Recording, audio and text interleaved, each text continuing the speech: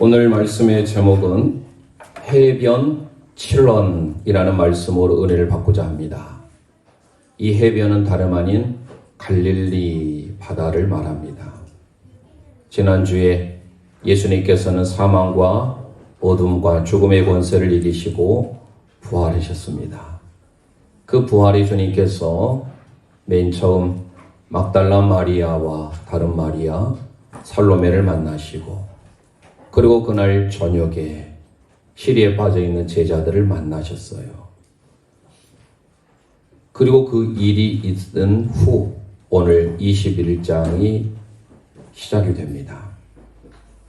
21장은 마지막 부록과 같은 내용입니다. 어펜딕스라고 하기도 하고 에필로그라는 말을 쓰기도 합니다. 결여 부분, 마지막. 요한복음은 21장까지 이루어졌는데 이 21장의 마지막 부분을 어떻게 장식하는가. 특별히 오늘 베드로를 통하여서 중점적으로 살펴보게 될 것인데요. 그 베드로의 삶 가운데 특별히 부활의 주님께서 나타나셔서 어떤 사명을 주셨는지를 생각해 볼 것입니다. 우리가 예수님께서 십자가에 달리실 때 마지막 하셨던 말씀을 우리는 기억합니다. 그것을 가상칠언이라고 합니다. 십자가에서 하셨던 마지막 7마디. 그게 바로 뭐였어요? 아버지여, 저희를 사하여 주옵소서. 저희들이 하는 것을 알지 못하니이다. 두 번째로 강도에게 하셨던 말씀이에요.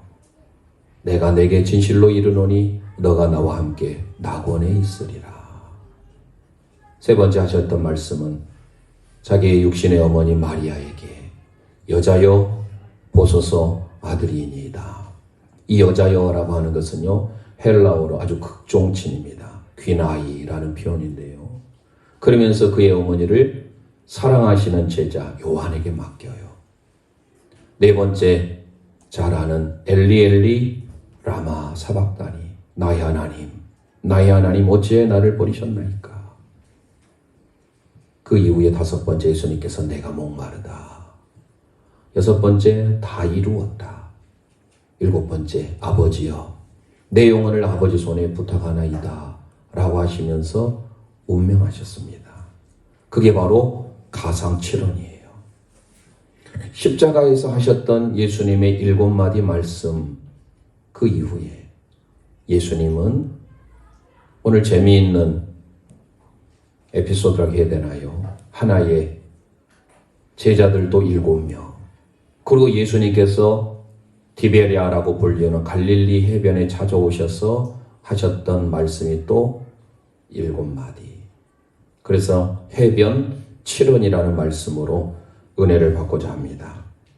오늘 본문 1절 말씀 우리 함께 선포하도록 하겠습니다. 시작. 그 후에 예수께서 디베랴 호수에서 또 제자들에게 자기를 나타내셨으니 나타내신 일은 이러하니라. 아멘. 그 후에 20장 앞에 부활의 주님께서 안식 후 첫날, 유대인의 기념으로 안식일은 7일입니다. 그리고 그 다음 날이니까 주일이에요. 숫자로 보면 8일입니다. 이 숫자의 8의 의미는 게마트리아로 보면 새로운 시작, 부활의 의미를 담고 있어요. 그래서 예수님은 8일째, 즉 주일 내 부활하셨어요. 새로운 출발, 노아의 8명의 식구, 물 홍수 심판 이후에 새로운 출발이지요. 난지 8일 만에 할례하는 것. 이제 육적인 이스라엘이 아닌 영적인 이스라엘로 거듭나게 되는 것. 다윗은 이새의 8번째 아들이었습니다. 다윗을 통해서 새로운 왕국 이스라엘이 이루어지는 것을 보면 이 숫자 8은 우리에게 의미심장한 날이에요. 안식 후 첫날 예수님께서 막달라 마리아를 만나시고 그날 저녁에 11명의 제자를 만나셨다라고 20장에 살펴보았잖아요. 그리고 어느 정도 시간이 흘러서 내가 직접 예수님을 보고 내 손을 예수님의 옆구리와 예수님의 손에 넣어보지 아니하고는 믿지 못하겠다 라고 도마가 여드레 만에 고백을 하지요. 그 후에요. 그러니까 최소한도 일주일 이후가 지난 이미 11명의 제자들은 부활의 주님을 만났던 것 이후의 삶이에요. 그때 그들은 디베랴 호수에 왔습니다. 그리고 예수님께서도 디베랴 호수에 찾아오신 거예요.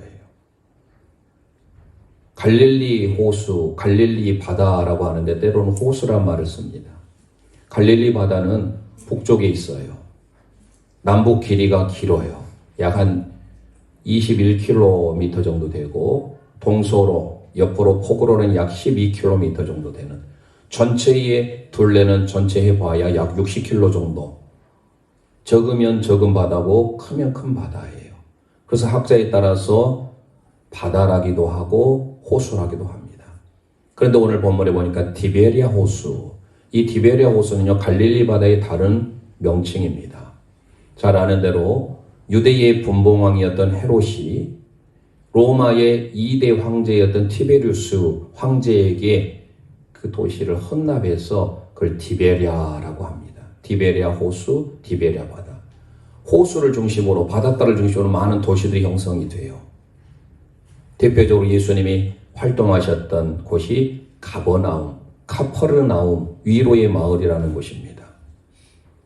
예수님의 공생애에 많게는 3분의 2, 적게는 4분의 3을 어디를 주 무대로 하여서 사역하시냐면 갈릴리를 주 무대로 와서 사역하십니다.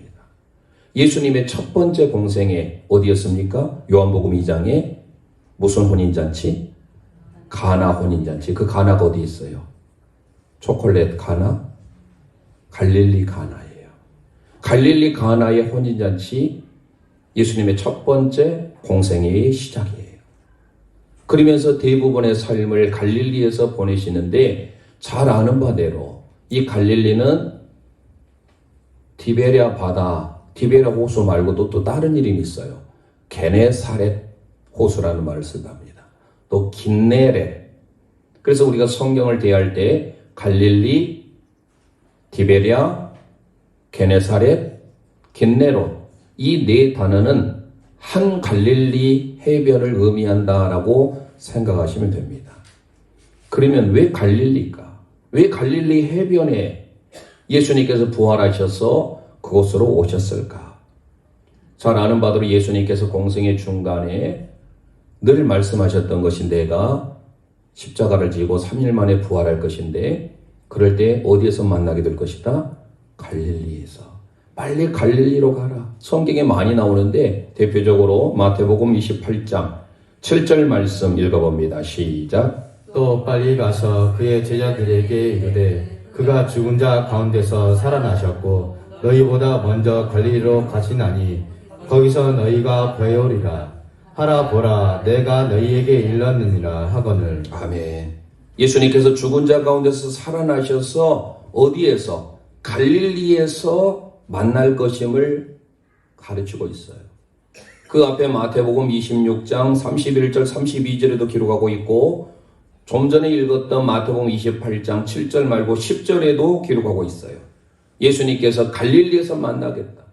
그럼 갈릴리가 도대체 어떤 곳이길래 주님은 그 갈릴리에서 공생의 4분의 3을 활동하셨을까? 오늘은 저는 그 해변에서 하셨던 7마디를 하기 전에 왜 갈릴리인지를 먼저 우리가 알고 지나가야 돼요.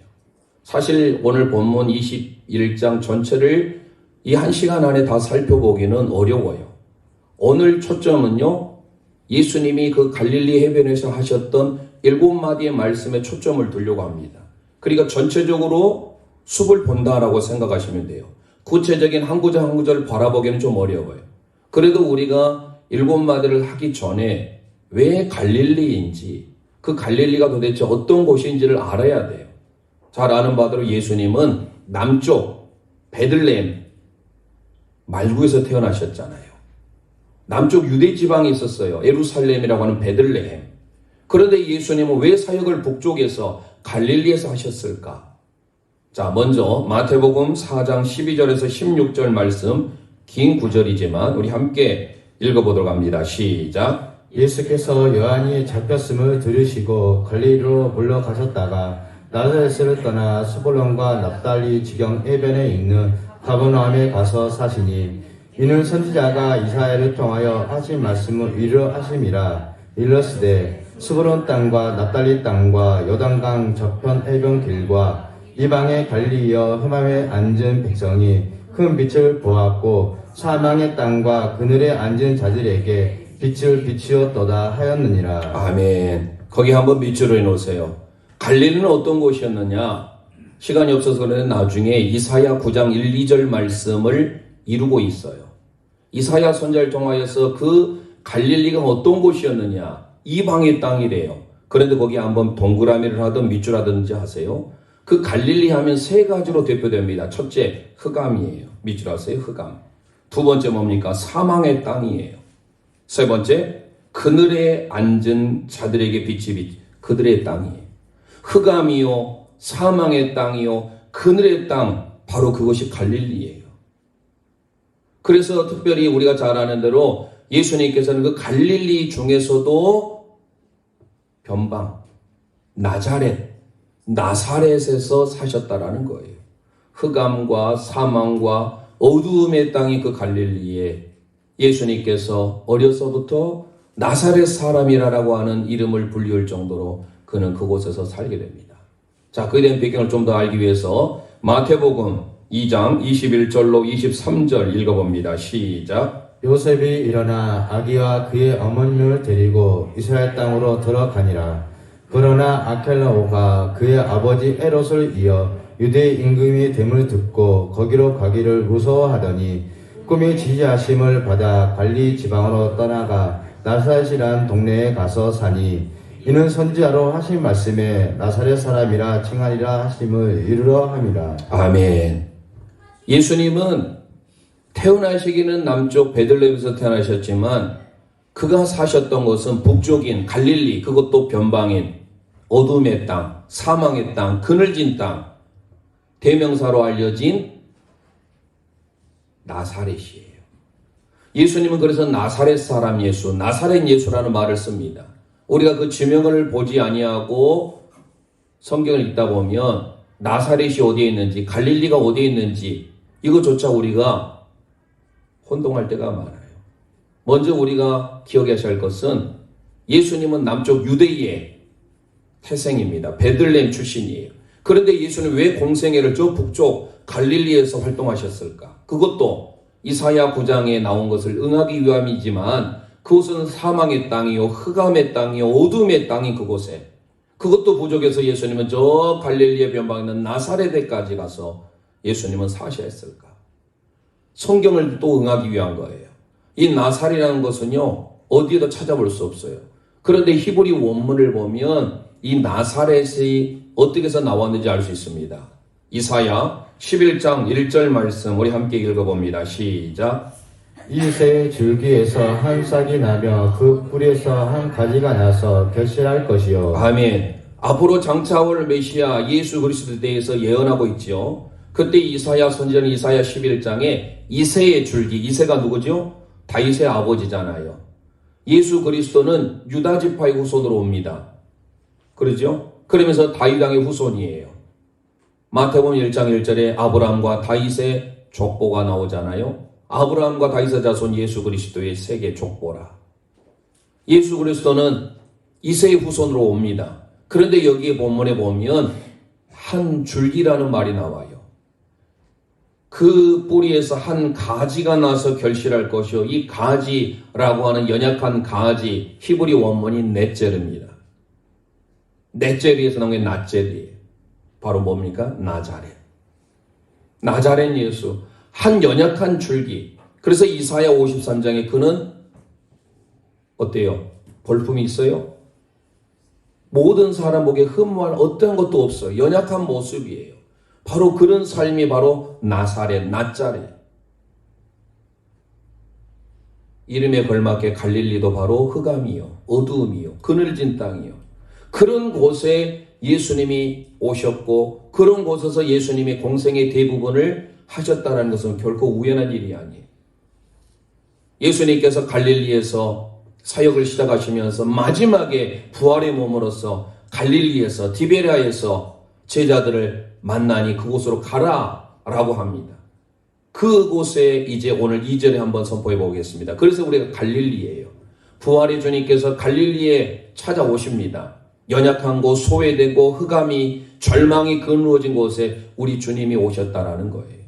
자, 2절 선포합니다. 오늘 본문 시작. 시몬 베드로와 디두모라 하는 도마와 갈릴리 가나 사람 나다나엘과 세베대의 아들들과 또 다른 제자 둘이 함께 있더니 아멘.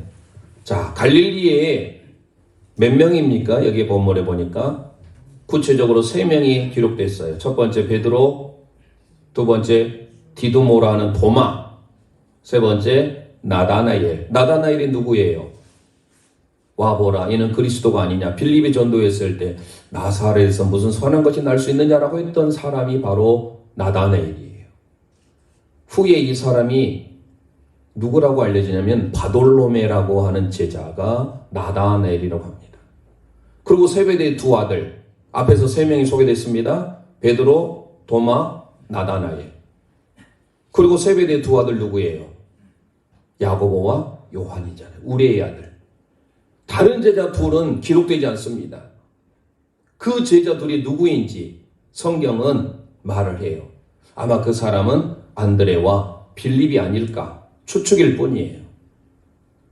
나머지 기록되지 않는 2명의 사람, 성경에 둘이라고 하는 것은 뭐예요? 증거, 증인의 숫자예요. 그러면 기록되지 않는 이 2명의 사람은 바로 저와 여러분들이 예수 그리스도의 부활의 증거의 소식을 증거하는 증인이 되어야 된다는 거예요. 자, 여기에 몇 명 기록됐습니까? 7명이에요.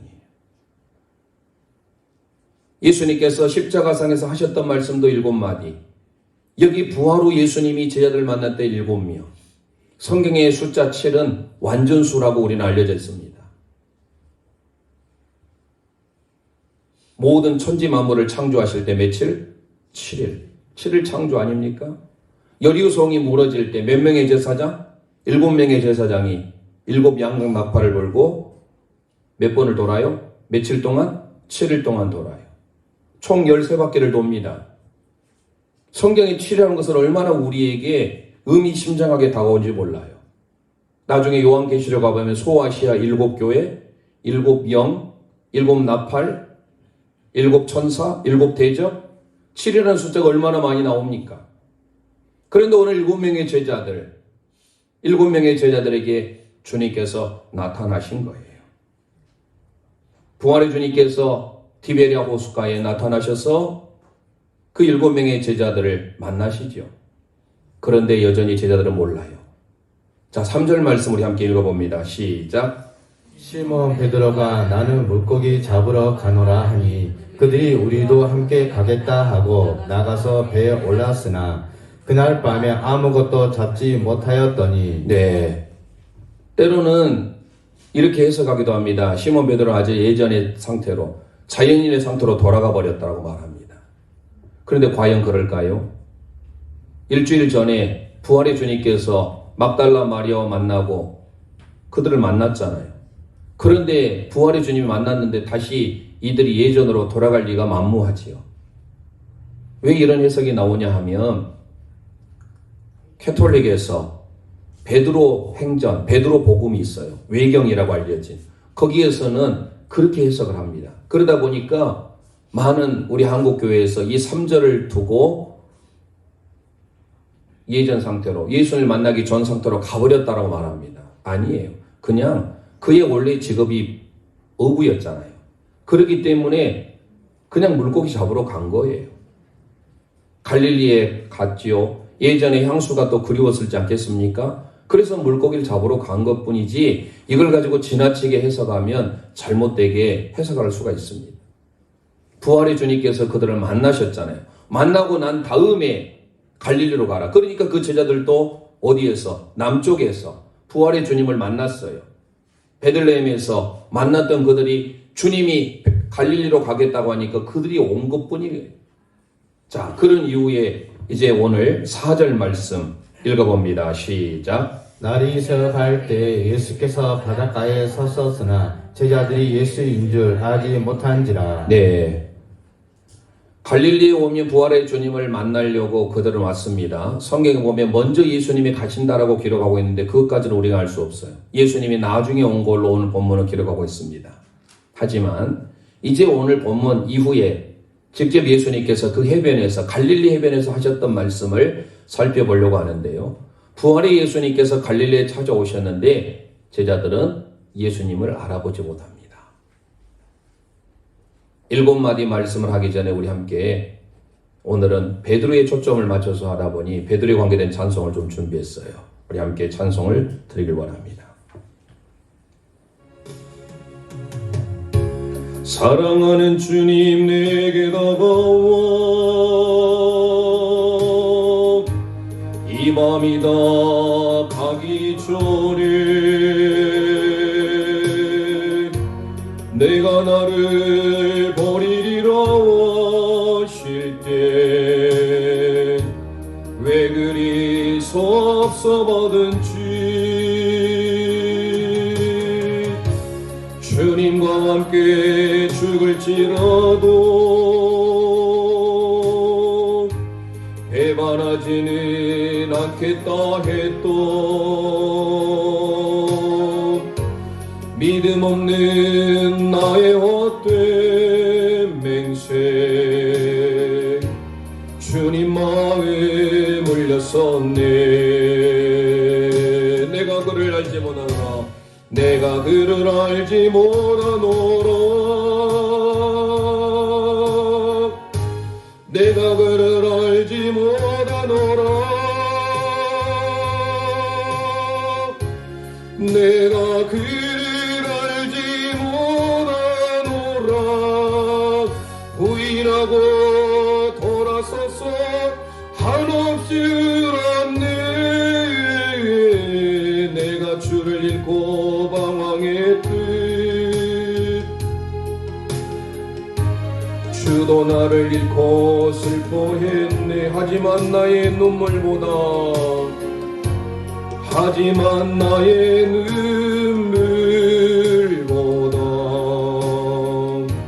주님의 눈물 더 뜨거웠네.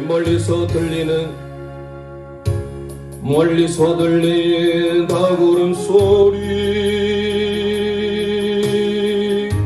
나의 영혼 참 깨웠네. 잃어버렸던 지난 슬픈 고백 왜 그리 부끄러운지 이 세상 어디 숨을 곳이 있나 다구름 소리 들릴 때마다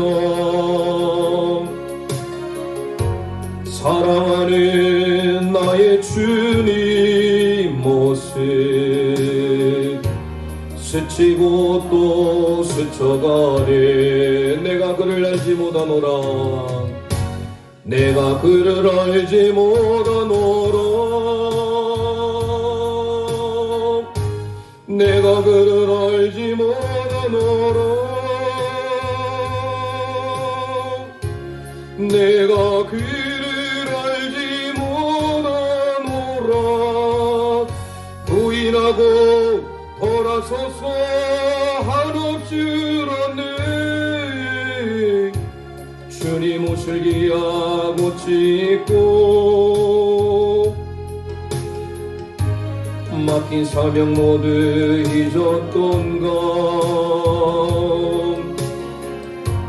지금도 새벽 닭을 떼면 참회의 눈물로 회개하네.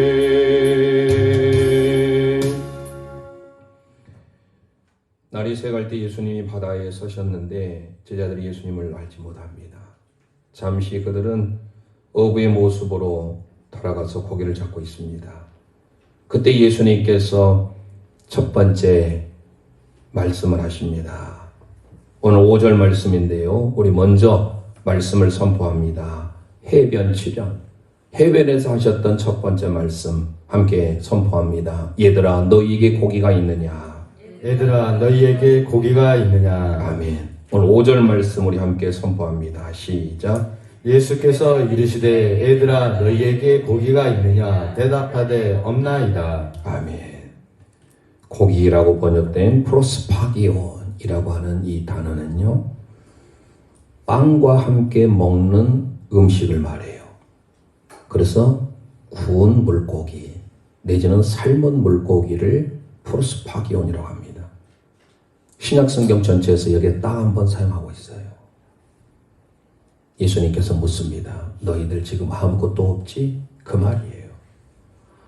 밤새도록 수고했지만 잘 아는 대로 누가복음 5장의 삶이 오버랩되잖아요. 베드로는 밤이 맞도록 수고했지만 예수님이 없는 인생은 빈배 인생. 함께 누가복음 5장 말씀 배운 적 있잖아요. 부활의 주님께서 나타나셔서 너에게 지금 아무것도 없지? 주님이 없으면 고기가 없는 게 문제가 아니에요. 삶에 의미가 없어요. 평안이 없어요. 소망이 없어요. 아무것도 없지? 바로 대답하잖아요. 없나이다. 제자들의 솔직한 고백. 너에게 고기가 있느냐? 없나이다. 그나마 다행인 것은 변명하지 아니하고 솔직해졌지 않습니까? 저와 여러분이 주님 앞에 설 때 아무개야 부르실 때 변명할 이유 없어요. 주님 어렵습니다. 힘듭니다. 아무것도 없습니다. 주님 없이는 밤새도록 고기를 낚아봐야 한 마리도 잡지 못해요. 우리 인생의 삶에 부활의 주님을 만나야 해결이 있다라는 사실을 기억하시길 바랍니다. 두 번째로 하신 말씀입니다. 오늘 6절인데요. 먼저 선포합니다. 그물을 배 오른편에 던져라. 그물을 배 오른편에 던지라. 아멘. 6절 말씀 우리 함께 읽습니다. 시작. 이르시되 그물을 배 오른편에 던지라. 그리하면 잡으리라 하시니 이에 던졌더니 물고기가 많아 그물을 들 수 없더라. 아멘. 3년 전에 아마 이런 동일한 경험을 했음에도 불구하고 그들은 한 마리도 잡지 못해요. 배 오른편에다 그물을 던져라. 주님의 말씀에 순종하잖아요. 던졌더니 그물이 많아서 누가복음 5장은 찢어지는 축복을 받아요. 여기는 찢어졌단 말이 없어요. 잡고 보니 153마리예요. 그래서 153 볼펜, 153 많은 적용을 하는데 하나님의 은혜 가운데 그들은 부활의 주님을 만나서 기적을 체험해요. 잘 아는 바대로 순종이 제사보다 낫지요. 저희들이 지금 큐티를 하고 있어요. 생명의 삶으로. 오늘 출애굽기 4장의 말씀을 했잖아요. 떨기나무 존재와 같은 모세를 하나님이 부르실 때 모세는 나는 노인인데 늙었는데 연약한데 할 수 없어요. 오늘 세 번째 예수님이 그에게 초청하시는 거예요. 대화를 통해서. 그때 주님이 모세에게 안 되겠으니까 실물 교훈을 해줘요. 이적을 읽어요. 이적, 세메이온, 오트, 하나님의 표적을 보여줘요. 그게 바로 뭐예요? 지팡이, 모세에 있는 손, 그리고 뭐예요? 나일강의 물. 이 세 가지 표적을 통하여서 확고하게 하나님을 믿으라는 거예요. 그때 그 지팡이를 보세요. 지팡이를 땅에 던졌더니 뱀이 돼요. 뱀의 목덜미를 잡지 않고 꼬리를 잡으래요. 여러분 같으면 잡겠어요? 주님, 저 뱀에 물려 죽으라고요?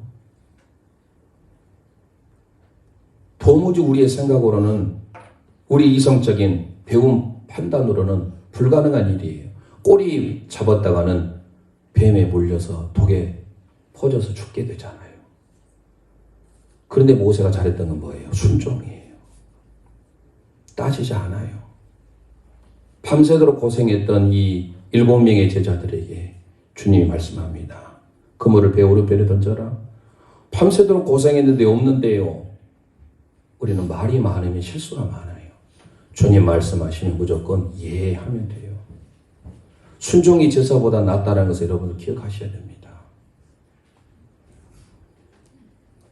나중에 제자들 눈이 밝아져요. 주님이시다. 사랑하는 제자가 말해요. 누구? 요한이. 베드로가 성격이 급해서 여전히 또 겉옷을 두른 채 예수님께로 가잖아요. 오늘 메시지의 초점은 7마디의 말에 대해서 초점을 해야 되니까 시간이 부족해요. 그러니까 건너뛰고 여러분들 나중에 또 기회가 될 때 한 번 하시기로 하고, 세 번째 주님께서 이제 하시는 말씀이 12절 말씀이에요. 함께 먼저 선포합니다. 와서 조반을 먹어라. 와서 조반을 먹으라. 아멘. 12절 말씀 우리 함께 선포합니다. 시작. 예수께서 이르시되 와서 조반을 먹으라 하시니 제자들이 주님이신 줄 아는 거로 당신이 누구냐 감히 묻는 자가 없더라. 아멘. 실패와 좌절, 피곤함, 배고픔에 쌓여있던 이 제자들에게 예수님은 따끈따끈하게 음식을 준비해 주셨어요. 구운 떡과 생선을 주시면서 와서 조반을 먹으라. 10절에 기록된 이 생선이 옵사리온입니다. 옵사리온. 이 옵사리온이 뭐냐? 오병이의 기적을 일으켰을 때 한 어린아이가 가져왔던 그 생선. 잘 아는 대로 예수님께서 제자들에게 음식을 주시면서 말씀하셨잖아요. 공생의 중앙 가운데도 얼마나 예수님 말씀 많이 하셨습니까? 요한복음 6장을 통하여서도 받아 먹으라. 이것은 내 살이다. 내 피다. 주님이 늘 말씀하셨잖아요. 내 살을 먹고 내 피를 마시라 라고 말씀하셨어요.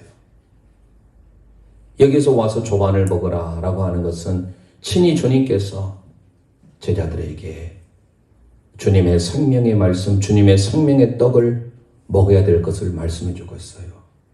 나는 생명의 떡이다. 부활의 주님께서는 제자들에게 나무라지 않으세요. 5절에도 보면 얘들아 라고 파이디온, 아주 다정한 용어로 쓰고 있잖아요. 부활의 주님께서는 나무라기 위해서 오신 것 아니었어요. 실패와 좌절에 빠져있던 제자들에게 사랑의 언어로 세 번째 와서 조반을 먹으라 말씀합니다. 이제 네 번째 주님이 하셨던 말씀이에요. 우리가 잘 아는 15절 말씀. 요한의 아들 시몬아, 내가 이 사람들보다 나를 더 사랑하느냐. 우리 함께 선포합니다. 요한의 아들 시몬아, 내가 이 사람들보다 나를 더 사랑하느냐. 요한의 아들 시몬아, 내가 이 사람들보다 나를 더 사랑하느냐. 아멘. 이게 네 번째 하신 말씀이에요.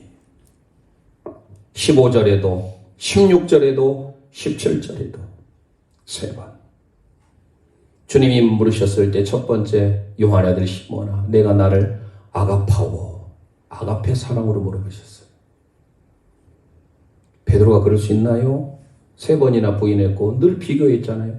다른 사람은 다 주를 버릴지라도 나는 주를 버리지 않겠습니다. 끝까지 주님 따르겠습니다. 그러니 아가포의 사랑에 대답을 못해요. 예, 주께서 제가 주님을 사랑한 줄 아시나이다. 베드로는 필리아로 말합니다. 필레오. 필로스의 사랑.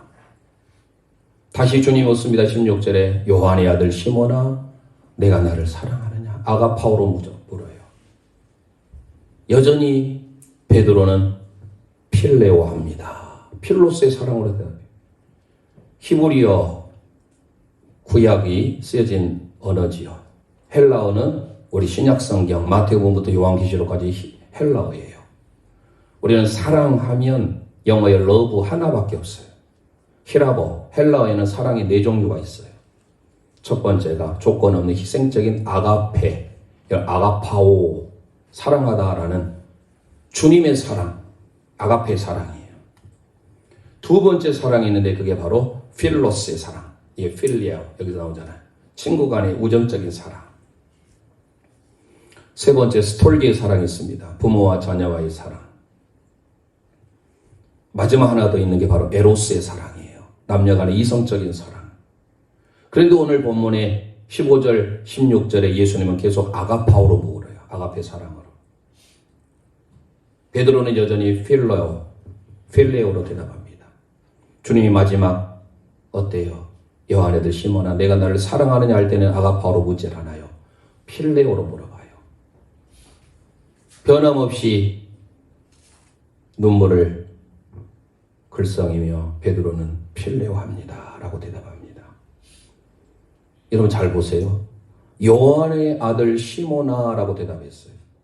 주님이 물으셨어요. 시몬이 원래 베드로의 옛 이름이에요. 예수님을 만나고 예수님께서 그를 게바라, 베드로라고 이름 지어준 거예요. 자, 요한복음 1장 42절 말씀 읽어봅니다. 시작. 데리고 예수께로 오니 예수께서 보시고 이르시되 내가 요한의 아들 시몬이니 장차 게바라 하리라 하시니라. 아멘. 게바는 번역하면 베드로라. 실패자, 수치심으로 가득한 베드로에게 예수님은 베드로야 하지 않으셨어요. 예전의 모습, 얼굴을 둘 수 없는 그 베드로에게 처음 만났을 때 주님이, 오늘 요한복음 1장 예수님 처음 부르실 때예요. 요한의 아들 시몬아, 원래 너는 시몬이 갈대와 같다. 장차 게바라 하라. 게바, 페트로스. 이를 번역하면 뭐라? 베드로라. 게바는 페트로스예요. 반석과 같은 삶으로 내가 만들어 주겠다. 그런데 예수님은 오늘 본문에 부활의 주님께서 너 베드로야 하지 않았어요. 요한의 아들 누구야? 시몬아. 얼굴을 둘 수 없을 정도로. 베드로의 삶을 보면요, 숯불에 구워서 그걸 보니까 그 숯불이 똑같이 자기가 예수님 팔리울 때 대제사장의 관저에서 비자 앞에서 추워가지고 숯불을 쬐고 있는 그 모습이 다 오버랩돼요. 주님께서 말씀합니다. 우리 다시 시작하자. 사명을 주시는 거예요. 요한의 아들 시몬아, 내가 이 사람들보다 나를 더 사랑하느냐? 이건 세 가지의 해석이 있어요.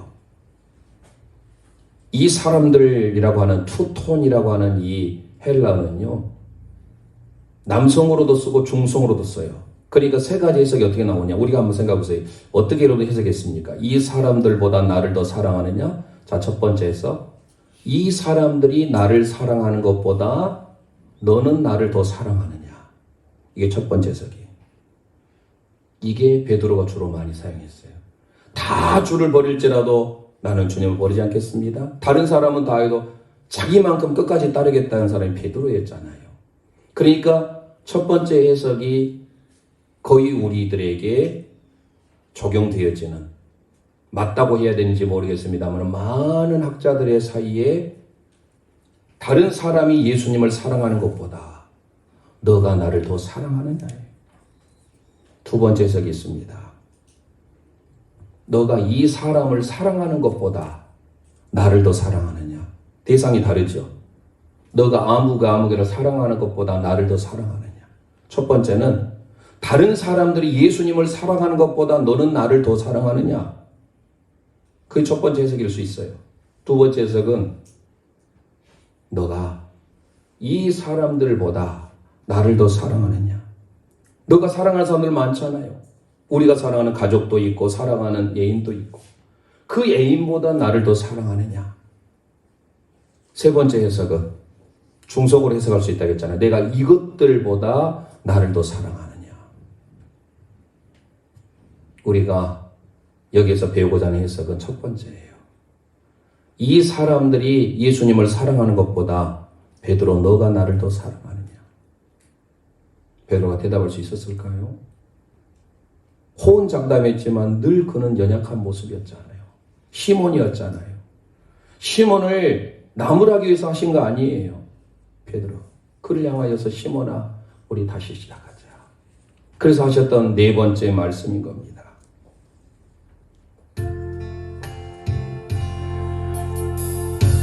요한의 아들 시몬아, 내가 다른 사람들보다 나를 더 사랑하느냐 하고 주님이 물으셨네. 가슴에 손을 얹고 요한의 아들 요한의 아들 시몬아, 내가 다른 사람들보다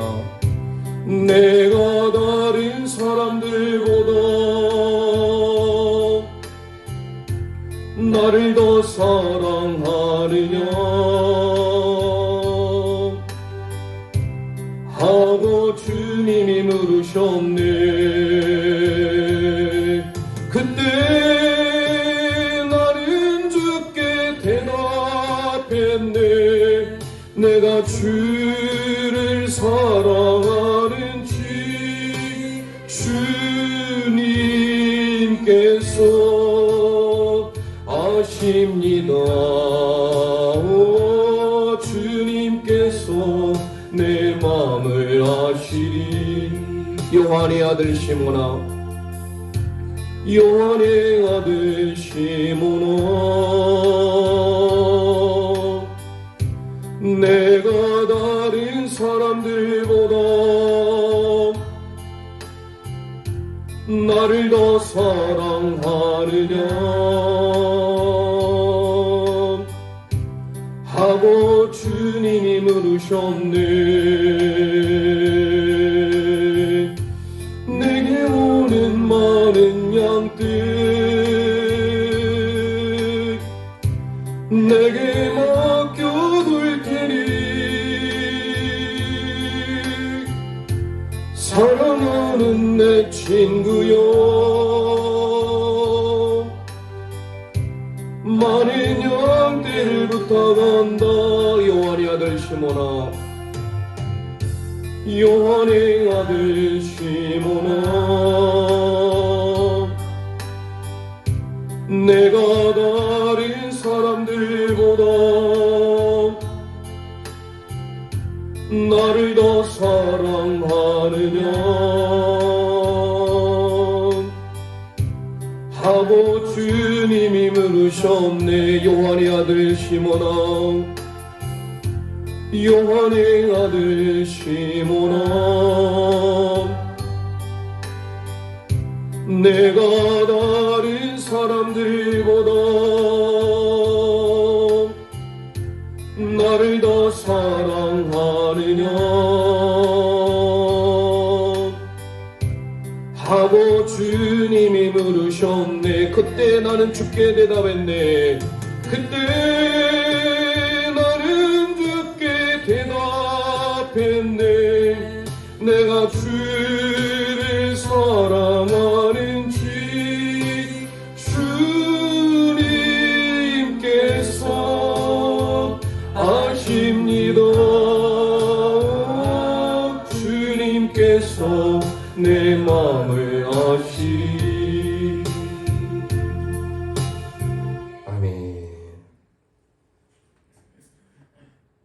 다른 사람을 다 버릴지라도 주님을 따르겠다는 이 베드로, 내가 이 사람들이 나를 사랑하는 것보다 주님을 더 사랑하느냐. 주님이 네 번째 물으셨습니다. 다섯 번째, 오늘 15절 17절 주님이 물으셨을 때 그가 사랑합니다. 끝까지 필레오로 대답해요.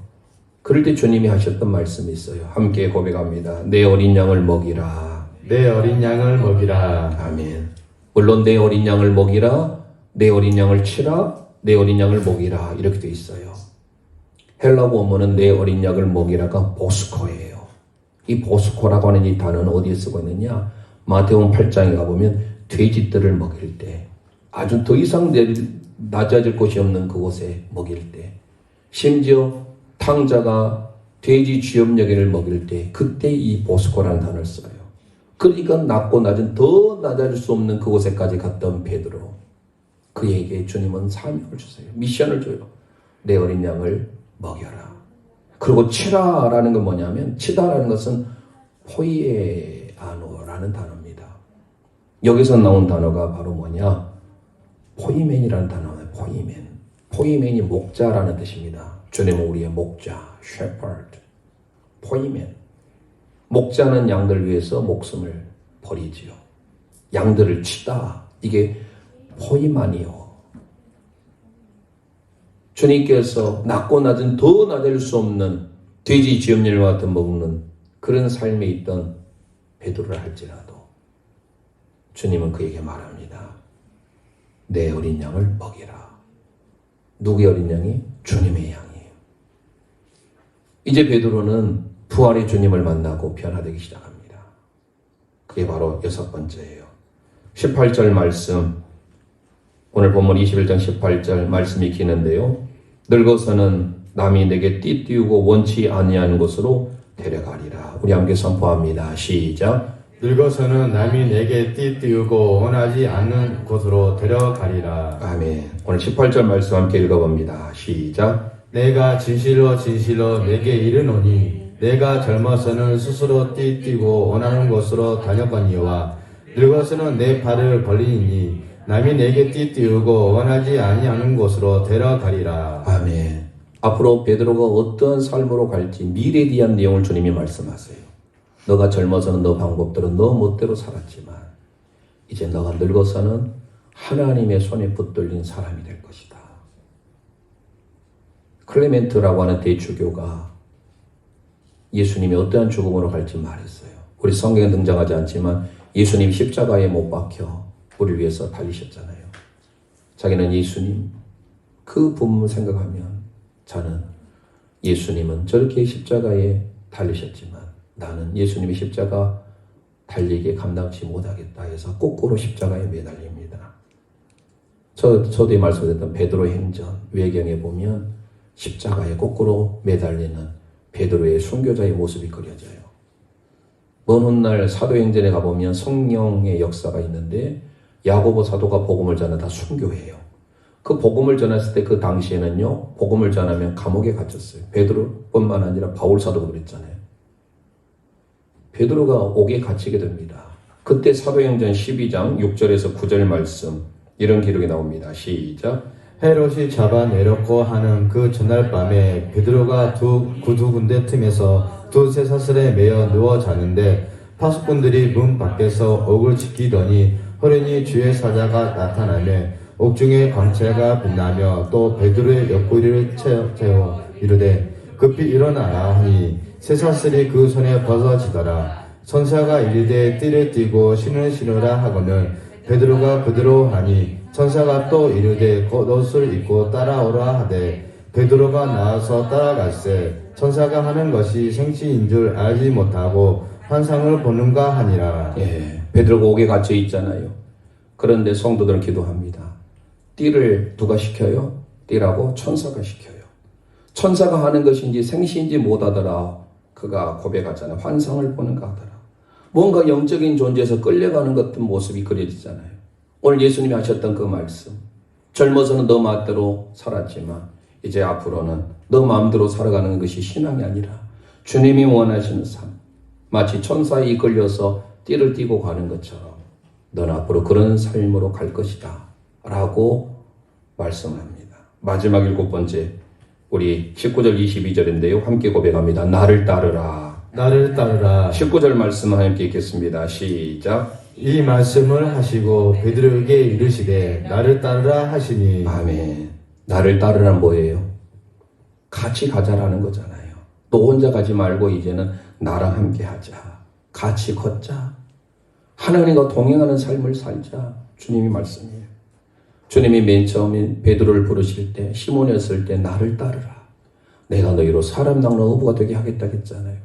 그 사명을 잊어버리고 저버리고 있던 베드로에게 마지막 주님께서 나를 따르라. 이제 나와 함께하는 삶을 살자. 나와 함께 걷자. 에녹이 300년 동안 하나님과 할라크 동행했잖아요. 함께 걸었잖아요. 그럴 때 그는 죽음을 보지 아니하고 하늘나라에 올라가게 된 거예요. 오늘 예수님께서 갈릴리 해변에서 하셨던 7마디의 말씀 마음에 새기시고 정말로 주님 앞에 베드로 같은 신앙의 고백으로 우리를 갈릴리 해변에서 주님이 부르십니다. 오늘 이 말씀을 붙들고 21장의 말씀, 주님이 해변에서 하셨던 이 해변의 7원의 말씀이 마음에 새겨지는 제일의 가족들 되시기를 주님의 이름으로 축원드립니다. 갈릴리 호수가에서 가슴에 손을 얹고 주님은 시몬에게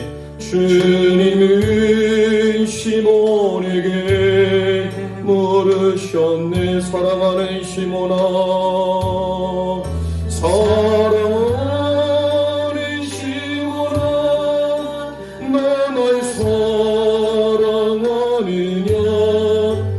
오 주님, 당신만이 아십니다. 사마리아 우물가에서 손들고 찬송합니다. 사마리아 우물가에 주님은 여인에게 물으셨네.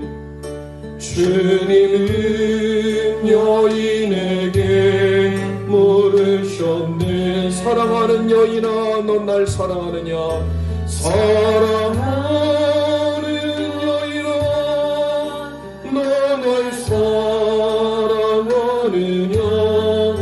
오 주님, 당신만이 아십니다. 다시 한번 합니다. 갈릴리 호숫가에 주님은 시몬에게 물으셨네. 주님은 시몬에게 물으셨네. 사랑하는 시몬아, 사랑하는 시몬아, 너 날 사랑하느냐.